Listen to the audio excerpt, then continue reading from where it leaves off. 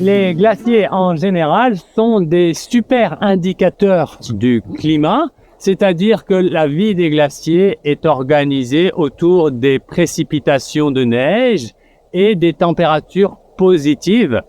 Donc les glaciers grossissent avec la neige, maigrissent avec les températures chaudes. Et en ce sens, ils rendent visible l'invisible, puisqu'ils rendent visible le climat. Ce qui va varier dans les glaciers, ce sont leurs dimensions, c'est-à-dire leur longueur, leur surface et leur épaisseur au fil du temps. Et à travers les mesures qui sont faites sur les glaciers, on observe qu'ils diminuent de nombre, de taille, qu'ils se morcellent et qu'ils disparaissent.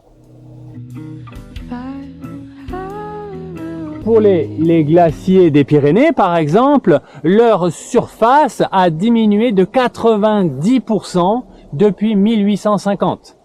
Dans les Alpes, c'est 60% en moins. Donc, dans les Pyrénées, il y a une extrême fragilité des glaciers, sensibilité liée à leur petite taille. Par exemple, un glacier très connu qui a disparu il y a peu de temps, c'est le glacier de la Brèche de Roland. Il y a aussi le glacier des Gourds Blancs, là, qui est en fait dans ce paysage derrière moi, tout au fond de la vallée du Louron. Également le glacier de Pays-Bâché. Il y en a un grand nombre, puisqu'il y avait à peu près 100 glaciers en 1850 dans les Pyrénées, et aujourd'hui on est à moins de 20 glaciers.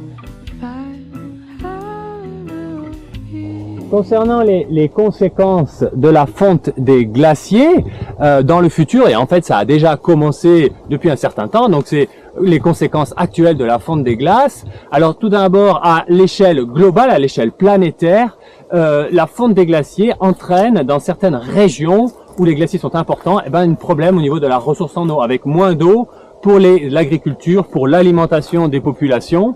On a une perte de ce réservoir d'eau douce avec la fonte des glaces.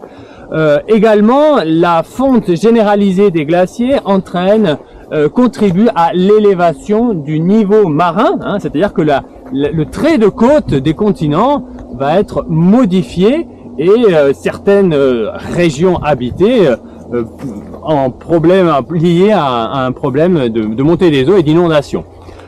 On peut également souligner le fait qu'il y a une rétroaction positive de la fonte des glaces, c'est-à-dire que les glaciers fondants vont diminuer la surface blanche de la planète et donc l'absorption du rayonnement solaire va être augmentée.